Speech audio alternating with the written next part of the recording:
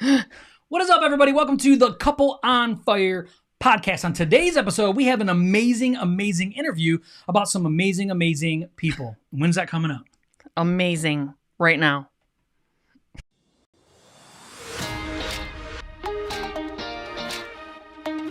Thank you so much for joining us on the Couple on Fire podcast. This podcast is for couples, for marriages, and for families within the Christian community. We exist to help break the stigma that happens within the Christian community. We're talking about divorce, we're talking about addiction, and we're talking about so much more. We believe that all this is possible in this life strictly based on the power of Jesus Christ and his ability to restore us fully. Let's dive in. What is up? What is up? What is up? Welcome to today's show. If you've never joined us before, my name is Josh. I'm here with my gorgeous wife, Christy. Hello. She is not foreign. She is American, even though she sounded different that time. I promise you that's not how she normally sounds. I like to keep him on his toes. She's like, hello. Like, what's happening?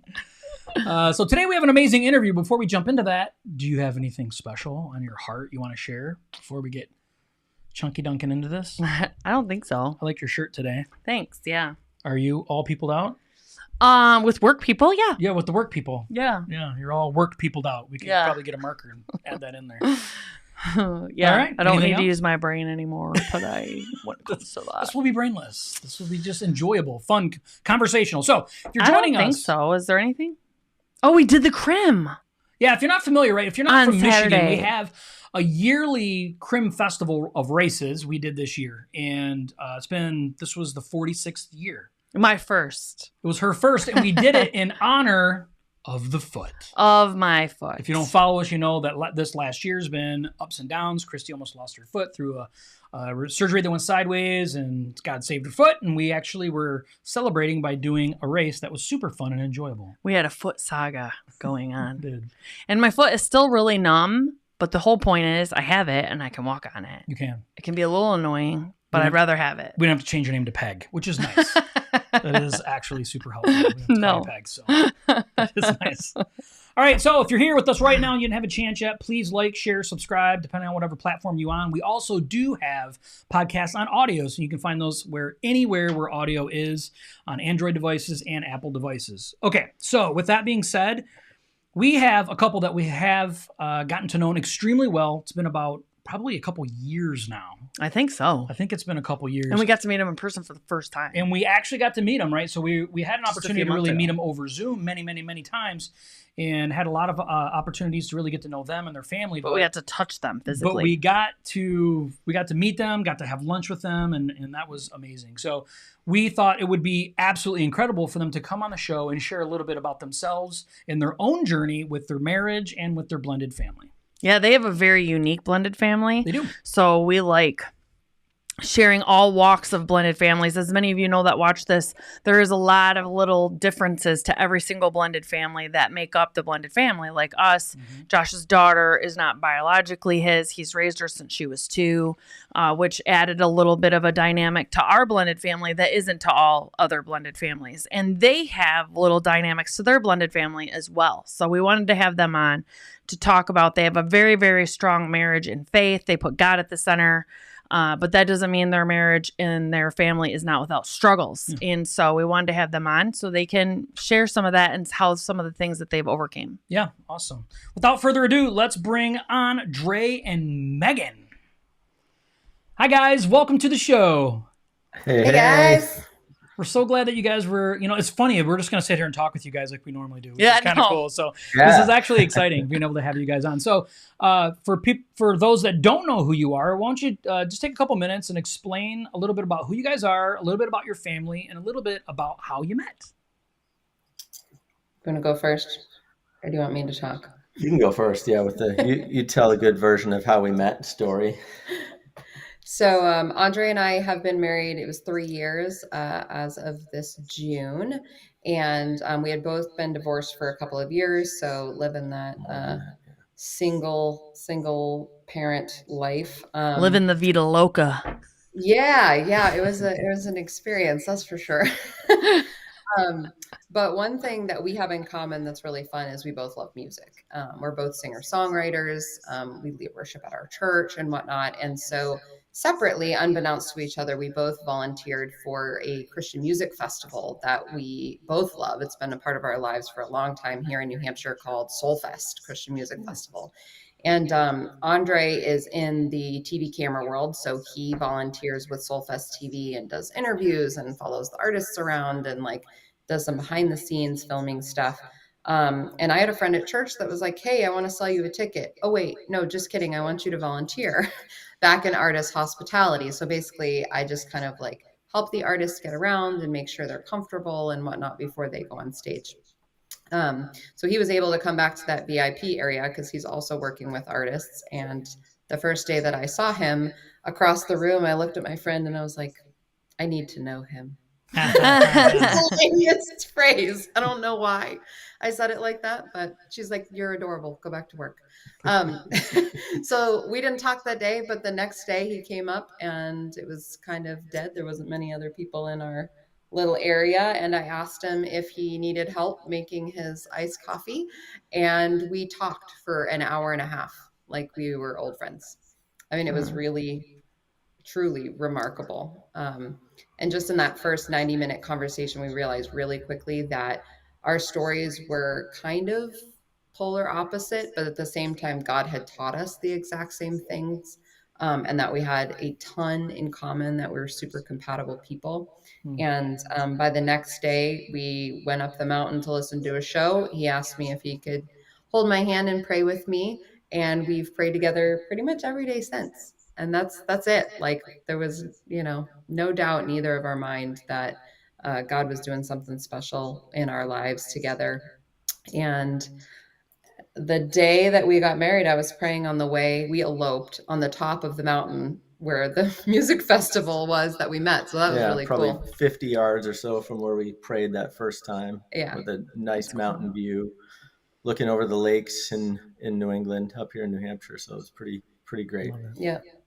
But as I was praying on the way up, I was like, "All right, Lord, like, what do you have to speak over this marriage? What do you want to say to me on the way to marry this incredible man of God?" And the Lord said, "Buckle up." And I was like, "What now?" It's not really what you want to hear. But he was absolutely right. I mean, we are absolutely in love with each other. We have the best marriage ever. We continuously say that God has given us like exceedingly abundantly more than we could have ever asked or thought or imagined in what he's done in our marriage. But that being said, it's also super hard. Being a blended family is really challenging. And I think we have a pretty unique and challenging situation. We have 6 kids between the two of us. So I have 4 biological kiddos and Andre has 2. And we have mine full-time, round the clock. Their bio dad is not involved whatsoever, and hasn't been since pretty much Andre came into the picture. He rode off into the sunset someplace. And his 2 kids live in Indiana with their mom, and we're in New Hampshire. So yeah, so that creates an interesting dynamic. Andre works a lot on the road. He's doing TV camera work all over the place. So we have a lot of transitions, a lot of dynamics, a lot of sort of contentious situations with exes and things. And so we're super blessed and super thankful. But yeah, we definitely have some blended family challenges too.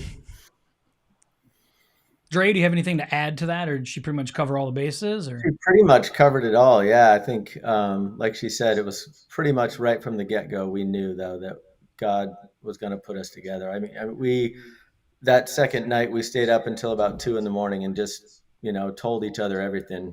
Deep, dark, and ugly. The deep, dark, and ugly. And, Yep. I said at that point, I was like, so now like you can leave. Feel free. I won't be offended if you just walk away from this relationship. And she said no. She said, that's not who you are. God's changed you, and I think he's going to do something special, and he has. Love that. Yeah, that's awesome. Love that. You want to move on to the second one?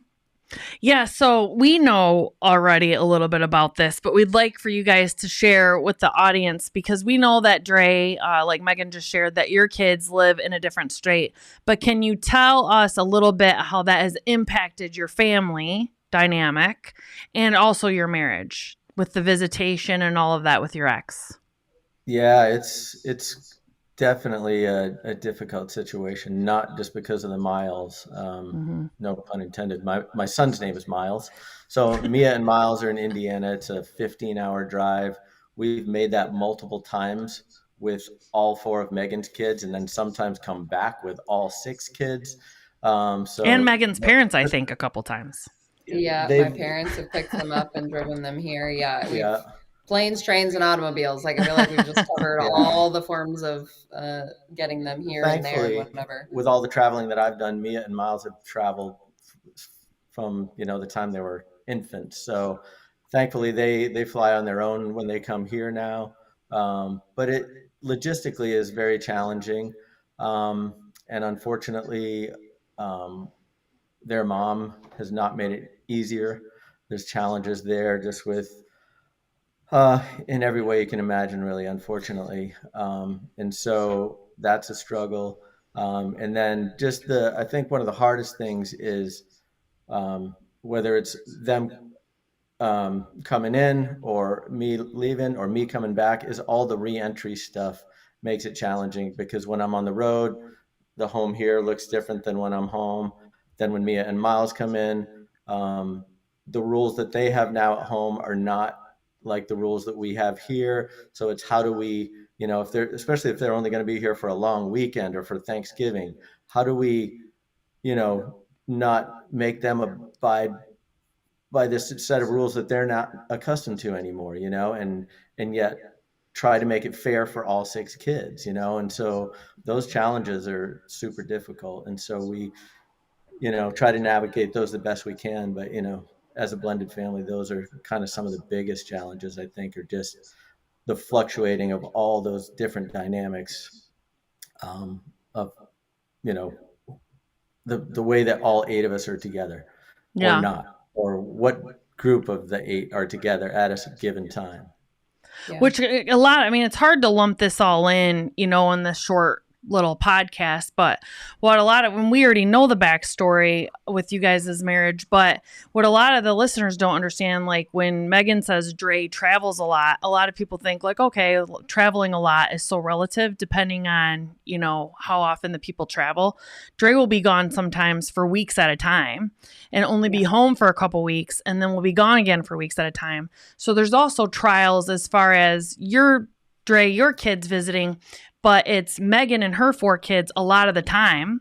And then you're coming back in from being gone. And you guys are very new. You're a new blended family, new blenders. Yep. So you coming back into Megan and her four kids having like a little mini family powwow, for weeks on end, that has caused sometimes, I'm sure, some hiccups in you guys' relationship and the blending and all of that stuff. So how is that? What's some hope that you can offer that it can be done? We know it can be done. It is being done. Because you guys do it. It is being done. We're doing it. Well, I was just going to add too that,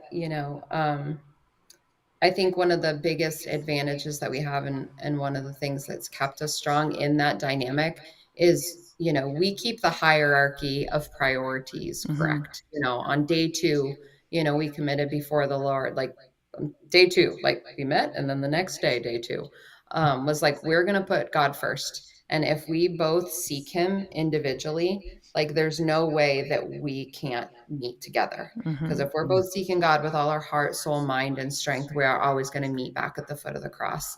And that has been such a pillar for our marriage and for our relationship, to just know that, when things are contentious, when it's a lot of high emotions, when we're both exhausted, because I'm single mom in it kind of, and he's on the road or whatever, we just have to be like, oh, we need to pray. We need to just take a step back and pray. Yeah.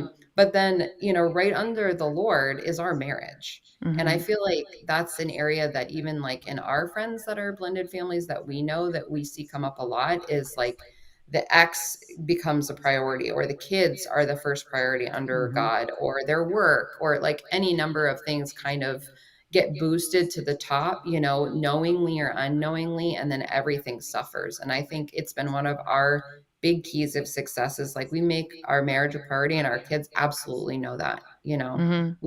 We kiss, we touch, we are intimate, you know, like, and our kids know. I mean, our oldest has just got his license. He's a ginormous, almost 17-year-old. And he goes to his room at 8:30 at night. And he's like, why? I'm like, because I like him. Mm-hmm. And we want to spend time together. We've been with you all day long. We've attended to your needs all day long. I adore you. You're awesome. Now go to bed. Yeah. Yeah. And it's a pretty hard and fast thing, especially during the school year. And we get away like at least once a quarter, even if it's a night, if it's a weekend, if I'm able to travel with him for a week, if it's something for our anniversary, we go out and we spend time together, like on a little mini vacation, connect, remember why we love spending time together. And we just really spend a ton of intentional time like kindling our relationship and our marriage, because then all the rest of the stuff just seems better, and we're not feeling like our foundation is weak and we're kind of like teetering while everybody else is throwing stones at us, you know, trying to make us fall over. When we feel really solid, it just helps everybody and supports our family across the board. Well, let's dive into a little bit of something that we know has been a major pain point for you guys. And I think it's something we really need to talk about because I think it could be really helpful for our listeners and our viewers. So, Dré, let's talk about your ex-wife. Okay, we know that she's been a major pain for you guys and a major struggle in a ways that's made things very, very difficult on you guys, your family, your marriage, and all of those things. So share with us a little bit about that struggle and about some of the things that you feel has moved the needle in the right direction over the tenure of you guys being together. Yeah, originally, it's been 6 years now. I thought, okay, if I just make as little friction as possible, then this should go smoothly, So it was like, if it was just nickel and diamond about things, then I would just write the check. Or if it was, a little thing that I didn't want to fight over, I would just basically let things ride. And what I found was that didn't really appease her anyways. There was still always going to be something to find friction about, or to find that I wasn't doing good enough, or to demean me in some way. And so what we've started to do is just set boundaries. And it was hard for me to do because I'm a peacemaker. Like, I'm not one who likes to create friction or be in any kind of confrontation.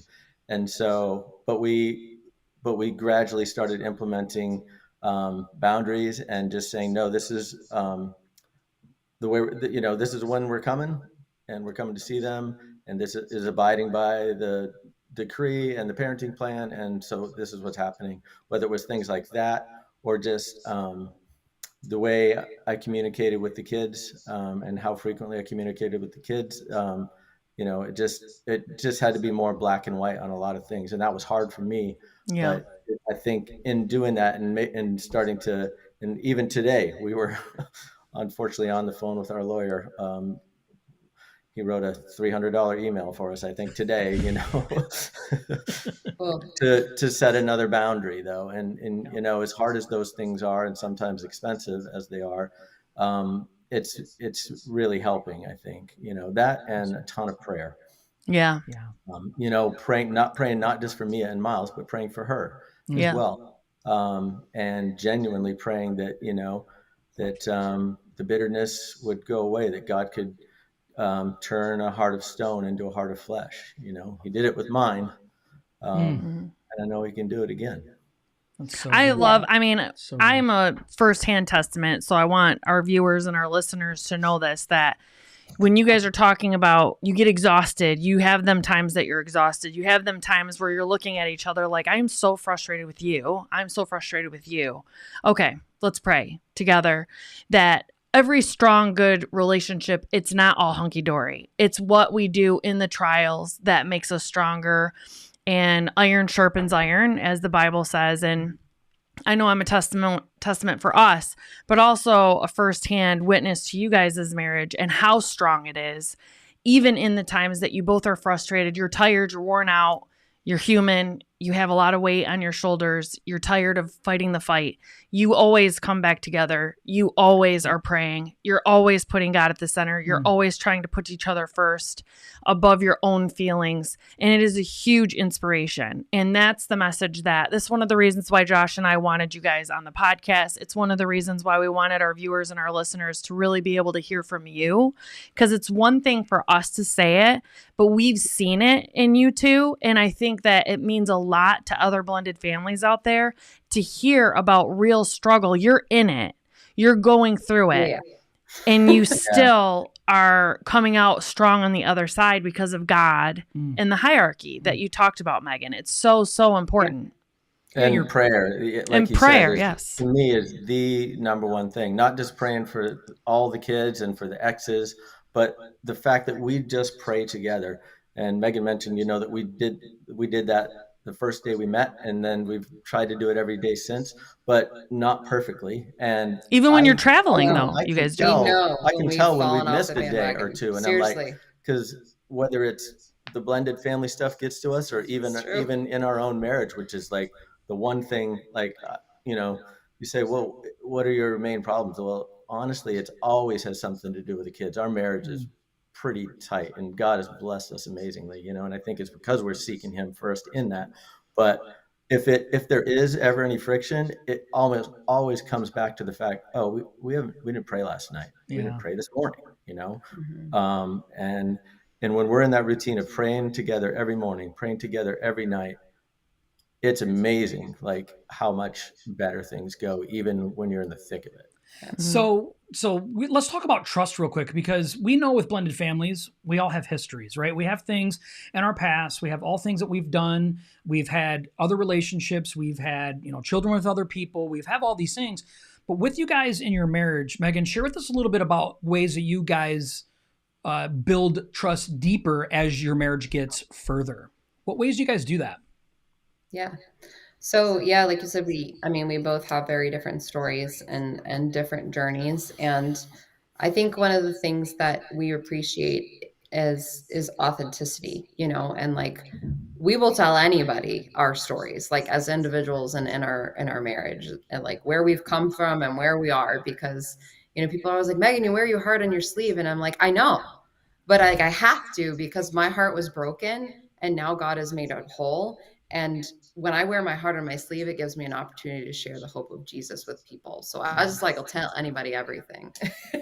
But I mean, that intimacy and that trust is something that we have built very intentionally. I was in an abusive marriage and abusive relationship with the same person from the time I was 14 years old to 31. Like this person shaped my entire reality and my perception of the world and of who I was, and kind of raised me to be the person they wanted me to be. And then, there was some trust issues like in Andre's first marriage and stuff like that. So, the enemy is not stupid. I mean, he's beaten and he shows his cards often like way too soon, but he's not dumb. I mean, and he absolutely knew that like my insecurities and like Andre's story and even his job and in the industry he works in, that it was totally like going to poke those things on a regular basis. But in that we have a choice, like everybody does, is like, well, what am I going to do? Am I going to get bitter or am I going to get better? Am I going to get healed or am I going to get hard? Like that's the choice that our hearts had to make. We actually just talked about this very recently, where I was in a situation, I got super triggered in a location I hadn't been in a long time. And I said, Lord, what's the difference between me feeling like I'm shoving this down? Or have you really healed this in my heart? And he said, the fact that you're asking that question means you're probably good, but you have two options: to get healed or to get hard, to let your heart harden up. And, we're not doing that. And part of that has been setting boundaries. Very early in our relationship, I was like, hey, we got to set some boundaries, like with people with the opposite sex. We don't hang out with people that aren't, each other. I'm not even like our pastors and stuff who, we trust very exclusively and are really good friends with. I don't hang out with them if Andre's not there. If I need to text them we're all in a text chain together. Mm-hmm. And if for some reason one of our friends forgets, you know, one of my best friend's husbands who actually married us texted me randomly the other day about some plumbing question, you know. But I was like, hey, isn't this Eli text me, you know, isn't this a funny question? Like, we are totally transparent with we merged our social medias. We're transparent with our communication with other people. Love it. Even things like when we're not apart, we don't engage in other certain things like, you know, we don't drink alcohol at all if we are not there together. So even if I'm going out with my girlfriends and it's just the ladies, you know, I'll either text him and say, hey, is this okay? Or, you know, I just won't at all. And it's just simply one very simple boundary that some people are like, oh, that's ridiculous. And I was like, I don't know, is it worth your marriage to call it ridiculous? Because to me, it's something very simple that I can freely give up as a way to protect our marriage from some kind of foolery. And it's totally worth whatever the small sacrifices They are. are just practical, simple things to do, you know, whether it's just keeping in touch through text all day when I'm on the road for work. And even I work some crazy hours sometimes. And if I get in at 2:00 in the morning, 7 time zones away, I'll call Megan and we just leave our phones on the bedside table. We're like teenagers. No, you hang up. No, you hang up. Yeah. We'll just leave our phone there open all night, like an 8-hour call, Yeah, you know. we still sleep together even when he's like gone. I love that. It's And it's fantastic. just a built-in accountability, you know. Yeah. And it's just True. so intimacy building. Like I cannot stress enough like how important intimacy is in your marriage. And I'm not just talking about your sex life because that's great. Praise the Lord. Like he has blessed us in Amen. that. And that is an incredible gift. And if you have issues in your sex life, I just have to say this, they fix it. Because this is a massive way that God is blessing your marriage and bringing unity in your marriage and is just resetting and recreating you in your marriage. So if you have an issue, fix it. But intimacy is so much more than just those physical components. It's touching each other and hugging each other and kissing each other all day long. It's him texting me, hey, babe, how was your day? You know, oh, you know, the kids were being a pain. I'm so sorry. Tell me about it. You know, me knowing his friends at work and being like, hey, how's Tyler today? How's so-and-so? You know, like we are each other's best friend, and cultivating that intimacy also cultivates that trust. Because one other thing I wanted to say real quick was that I think this has been a huge part in our marriage success is also that we believe the best in each other, period. Like that is the go-to. And not that the enemy doesn't try and poke at things from time to time with insecurities to say like, oh, what might so-and-so be doing now? But we always choose the best. So even when it's a time when I'm like, he is driving me bonkers or I'm not happy with the decision that he made or whatever, I can always go back to the fact that I'm like, but he's my best friend and he loves me so well. And he knows me so well, and I know his heart, and I know that he absolutely would not do that on purpose to hurt me or harm me or make me mad. Yeah. You know, and that completely changes the tone because, like, he is not my enemy. The enemy is my enemy, you know. Yeah. And so, even when there is strife and exhaustion and disagreement and stuff, we always have to come back to that. We have an enemy, and it's not each other. We're on the same team with Jesus. That's right. Why don't you move on to the next? What have you found to be the greatest help besides prayer? We know God and prayer, but what have you found that has been one of the greatest helps so far in your relationship? You guys. Shameless plug, guys. No, but seriously, it's on the notes. It's on the notes. Honestly, it has been such a lifesaver. Like we were struggling those first few months. Andre was on the road 10 out of the first 18 months that we were married due to COVID crazy. And it was brutal. And we were just slogging through. And I literally started Googling people and like cold calling people like, I need help. We need help. I need some wisdom. We need a mentoring relationship. We need somebody who's going to walk through life with us that when I've had it up to here, you're going to talk me off the ledge. And Josh and Christy, to all your listeners and whatnot, they answered that call for us. And I know now that they're offering like mentorship programs through their ministry. And it is 1,000% worth every penny of it invested. Well, I'm crying now, but I mean, I got you back, because when we met for the first time, I told you, I'm like, I'm probably going to tackle you and hug you for 10 minutes and just cry. So yeah, we love you guys so much. Honestly, that's one of the reasons why we wanted you on the podcast, because your relationship, I mean, I appreciate you guys saying that we're a big help, but you guys have been just as much of an inspiration to us because of how strong you are in your faith. And sometimes we just need a sounding board, right? And we've been through it. We've been through the trials. We're just a few years ahead of you guys as far as with the kids and all of that. So we're able just to give you some pointers of stuff that worked for us. But I appreciate you saying that, because now I'm crying. Yeah, I'd say along with that, we talked about our transparency and intimacy. That I think when things are going crazy with either the exes or the kids or whatever, the fact that we have that intimacy and transparency to hold us together and our marriage still strong is huge. Prayer we talked about. I think getting together with other blended family couples has been huge. Yeah. So even if it's like literally just commiserating sometimes together, like and just throwing it all out there, and they're like, "Yep, us too." Like even just having someone else who's going through it with you, and you can talk about it is hugely helpful.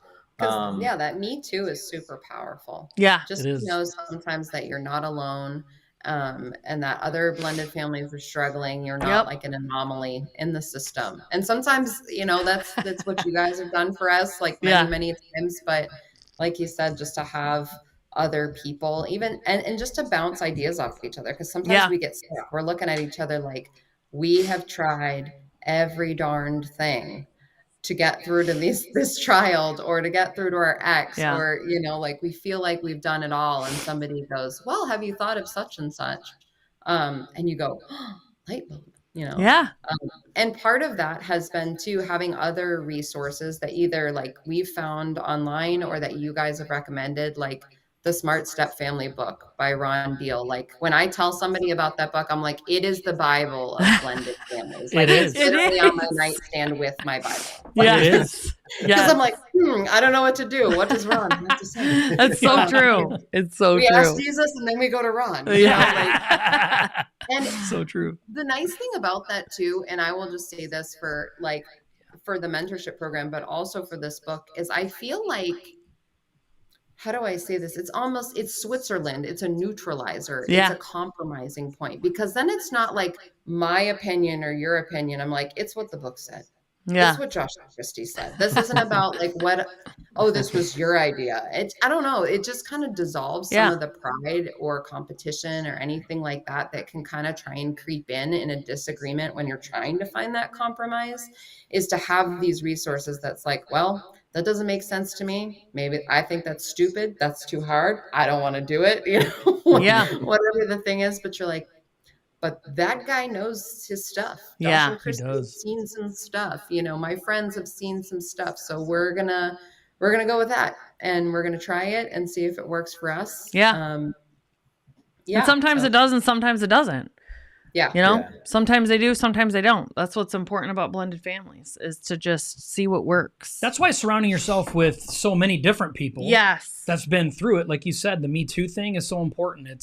It's like that in so many different other things in life, but like especially in blended families, especially in struggle, especially in marriage struggles. It's one thing to talk to somebody that's been together for 30 years in a nuclear family, how they built a strong marriage. There's some great wisdom they have in that.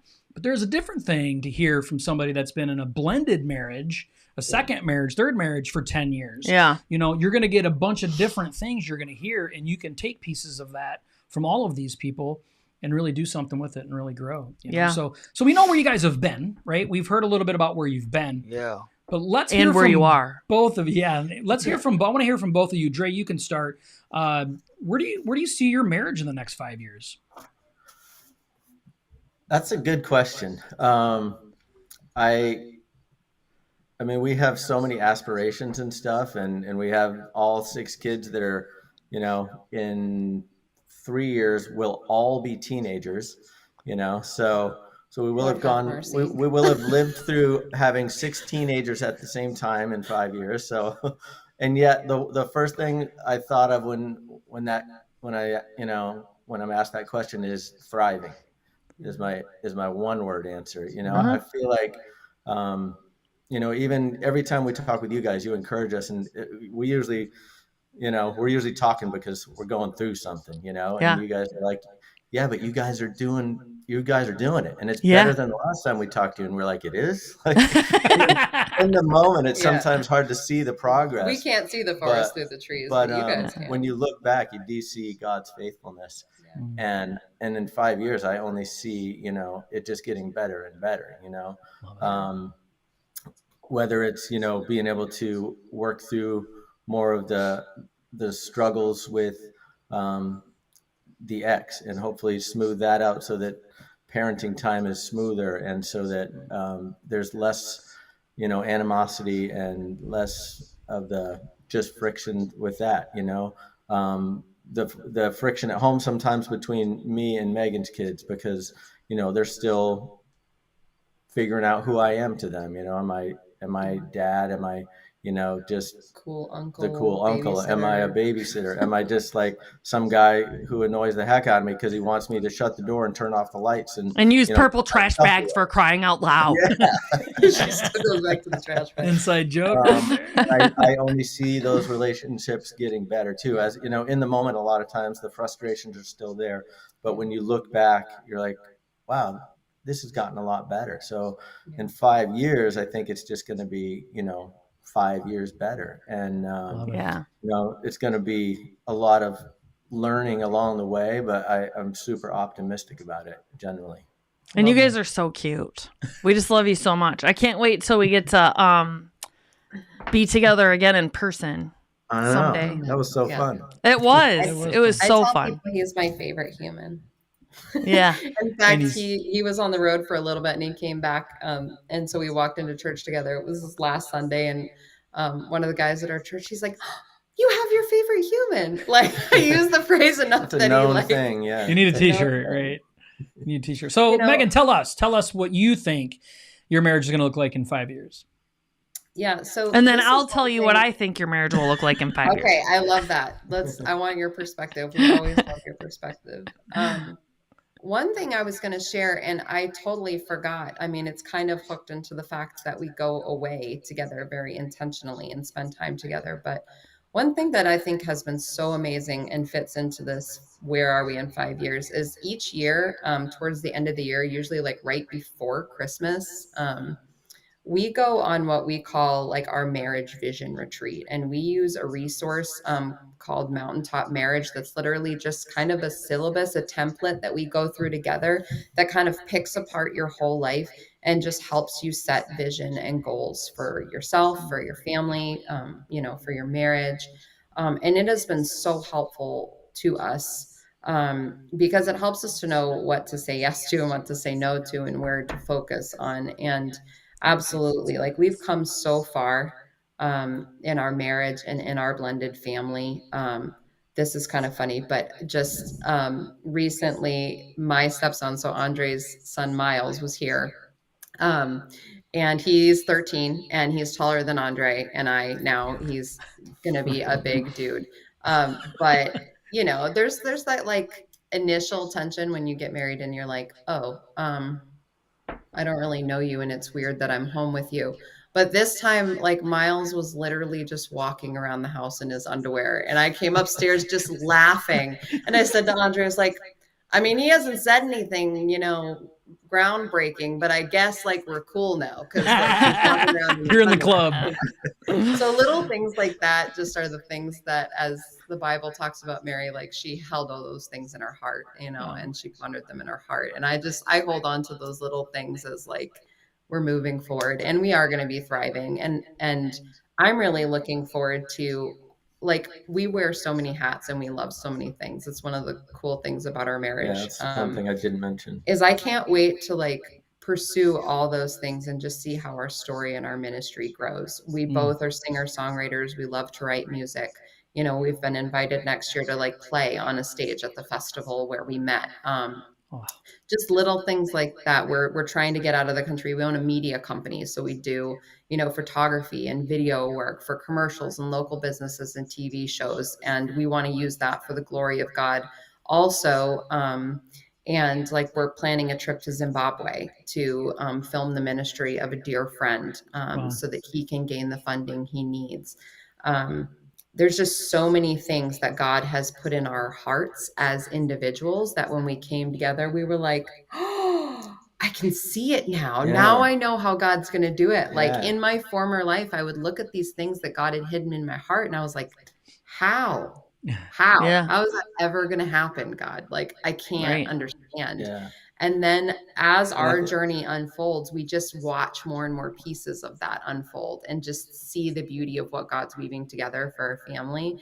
And it's so exciting to me. Yeah. Yeah. I think it's almost not fast enough for us. Right now we're Yeah. kind of like so thick in the kid stuff still that we're like, man, why can't we be doing more of that stuff already? And I think that's the only thing right now that's almost a bummer about it. Just like we're so amped to do it, but we just don't have the time or bandwidth for it right now. But I think in 5 years, being able to do trips like the one we're hoping to do, we could be doing 2 or 3 of those a year with missions groups and playing music, not just on church at Sunday now and then, but, really using that as a ministry as well. So super looking forward to things like that and being able to do it together. And because you're basically famous, Dré, okay, because of the industry you work in. I mean, you're basically famous. So you have a lot of connections, I'm sure. Okay, you work behind the scenes on a pretty popular show. Share a couple of comments people said, because this is awesome. So I had to pull up on my phone because a lot of times when they comment on here on this platform, it just tells us it's Facebook user. So I have to log in so I can actually see who it is. So you guys probably know Molly May, WA. So she said, Megan and Andre's testimony gives me hope. You both are amazing humans, and I'm blessed to call you friends. Yeah. And then April Carr, one of our super fans, she listens to us a lot. She put 16s. Yeah, like whoa. Yeah. Right. It's a trip, man. Yeah. There's gonna be a lot of underwear running around. When I said I had 4 kids, they didn't believe me. Now, when I say I have 6, they're like, what? Yeah. I want birth certificates. They just don't believe we could have 6 kids. Yeah. You're gonna be like Britney Spears. You're gonna be shaving your head and going crazy. As soon as they're all teens, man, it gets nutty. The grace of God's gonna keep me out of that. Yeah. A lot of coffee and a lot of Jesus. That's the remedy for me. It's my emotional support beverage. As we wrap up, if you guys could maybe share a single best piece of advice besides centering your relationship around Christ. I think you guys really hit home really hard on that, and that's amazing. But something a little more practical, maybe one piece of advice that you could give another couple, just marriage related, blended family related, something that you really feel is super impactful, and it's just really been something that you think has just been a game changer when it comes to your relationship and your family. That's hard. There's a lot. That is, yeah. I think one of the things... and God's your go-to, so we took him away. God is a given. That's right. You can't say Jesus? What No. I feel like there's so much power in our words. And I mean, Andre, you actually talked a lot tonight. He's the quieter of the two of us. So if you hadn't noticed, if you hadn't noticed, but my words are endless. I'm a communicator. And, but I just feel like the words that I have towards my husband and towards our family are super powerful. Mm-hmm. The word of God says, that the power of life and death is in our tongue, and that what we speak, it's literally how God created the universe, as he spoke it into existence. And so what we speak over our marriages, over our children, over each other is super powerful. And I believe it has the power to create or destroy your marriage, period. And your blended family. If all you do is complain about your stepkids, well, of course your spouse is going to feel some kind of way, Mm-hmm. and that's not going to help your heart to change. Right. If all you do every time you get together with your girlfriends for coffee is complain about your husband and what a jerk he is and how much he drives you crazy, you're putting the nails in the coffin. Yeah. Yeah, of course you can commiserate and you have those days where you're just frustrated and you have to speak your mind. But I always make it a point, whether it's to his face, whether it's in public, whether like it's on a social media platform or whatever, to speak as highly as I actually feel about him and to put those, verbal wavelengths out there and about my kids, about our family, about, my stepkids. And I just feel like it's super, super life-giving all the way around Mm-hmm. to really focus our attention and our gratitude with our words. And I think it's important thing what you said. Like we all have those days where we want to commiserate with someone. In those days, it's important to have a trusted confidant that is not going to change their judgment about your spouse. They're going to allow you to vent, move on, maybe give you some biblical truth, some encouragement if you need, or just listen. And that's it. It's not venting that to everybody because we all do have those days where we're like, oh my gosh, I've talked about your kids again, Yeah. And so when we talk to the appropriate person about it, we know it's fine. We're just sounding board, getting it over and getting it off. So Dré. Yeah. So Dré, do you have did you want to piggyback or do you have something that you want to say? You can't piggyback. You need to come up with your own, Dré. I think you did. I got one. Calling you out. I think you did. one. Yeah, I think you did. I would say that one of the biggest things is humbling yourself to ask for forgiveness. Whether it's my answer doesn't seem as cool now. That's tough for me too. I'm like, that's dumb, Dré. Whether even if it seems like a fairly insignificant thing and it's kind of already blown over and you're able to, like we could get through the day and I that kind of wasn't cool what I said, but we'll be fine. I think to even in those moments, go back and say, I'm sorry that I said that. And I didn't want to hurt you. Yeah. And that is powerful. Yeah. When you can do that, when it doesn't almost feel necessary. But in the big times, obviously, it's super necessary. But when you can do that on a regular basis over even the little things and genuinely desire to be forgiven and make note of the fact that you're sorry that you hurt or you said or whatever it may have been, I think it's a big thing and can be super helpful. And that really dives into intimacy. That spoil the vine. Yeah. Like, it's those little things that come in and start chinking away at the foundation. So that's awesome. It really dives into the level of intimacy though. You speak on something like that, same thing as Megan talking about words, it's taking ourselves into a level of vulnerability that is scary. It is scary. I'm trusting my life and my feelings and my heart and my children even with this other person. But if I really want it to thrive, how vulnerable am I willing to be? Am I willing to be, like you said, Dré, am I going to be willing to come forth and apologize, even though nobody likes to do that? That tastes like vinegar. Nobody wants to do it, but I care so much about this marriage and this other person that I'm willing to sacrifice a piece of myself to do that and make sure that even when I'm angry, I'm not talking, outside of my marriage in a way that's damaging to my marriage. I think that's a level of vulnerability that just builds so much intimacy in your marriage and in your family. Yeah. We just see that in you guys. You guys, it's not easy for you. It has not been easy for you. And it's not easy today for you. And you don't pretend to make it easy, but what you do is you shout from the mountaintops about how much you care about each other and about how it doesn't matter how hard it gets, we're together and we're strong, and that's not going to change. And so if our listeners and our viewers could get anything from this show today, is know that it doesn't have to be easy, okay, but it is possible. And Megan and Dré are just a fine example of that if you're willing to take your marriage and shove it towards God at all times and pour into each other and be as vulnerable as possible, that you can have a great marriage, even when the enemy is attacking strongly. So, yeah. And I have one more thing to share on that note, is that something that the Lord dropped in my spirit pretty early on in our relationship was this particular phrase. And it resonates so hard with that concept. It's that intimacy is forged in adversity. Mm-hmm. You know, our marriage, if it was rainbows and cupcakes and cute dates and kid-free weekends and all this stuff, like, I mean, yeah, it would be fun. And, you know, I'm sure we could have a blast. And there's a lot of other things that we could do and accomplish and whatnot if we didn't have these challenges.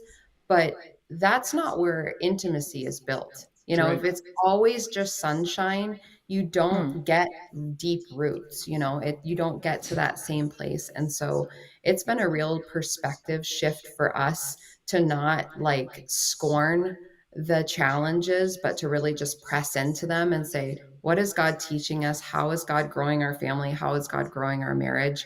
And to realize that every one of those things is really just sowing into the intimacy that we already have. Love it. We have a question real quick. And before we get off, I want you guys to help us answer this. We have someone that just asked us the marriage vision thing you guys were talking about, the marriage vision. Is that a resource people can find online? Is that something that you know off the top of your head, or I could? What's it called? It's called Mountaintop Marriage, like a vision retreat. There's a free PDF floating around out there. I think it's the Evans. I want to say it's Tony Evans and Tony his Evans wife are the ones that wrote that. Well, so just so everybody knows, we'll make sure to find that resource, and we'll make sure to put it down in, and put it down inside the chat so everybody has access to it. So that way later, you know, if you were looking for that, you could find that, because that sounds like it's been something that's great for you guys. All right. So with that, we want to thank you guys so much for being here. Thank you so much for being our friends. You know, we love you guys. We appreciate. Thanks for putting up with us. Thanks for What are you always putting up. Putting up with is not a thing that you can say. We're so blessed to have you guys as friends. It's just, it's been the absolute best thing. And when we were able to come out there and just meet with you guys in person, oh my word, I was like on a high for a week. It was so much fun. It was so great that we were able to do that. Be able to be in your presence. It was so great. It was actually a lot of fun, but we really do appreciate you guys. We appreciate your willingness to come on here, to share your story, to share your struggles, to share the things that you're going through. We know that's just another testament of your willingness to be vulnerable and share God's story. That you really care about other people. And, you know, the things that we go through, God doesn't intend us to save just for ourselves. You know, it's to help other people. So we want you guys to know we love you. We care about you. And thank you so much for being on our show. Absolutely. We love you guys too. Thanks for having us. Yeah, thank you. Thanks, guys. All right.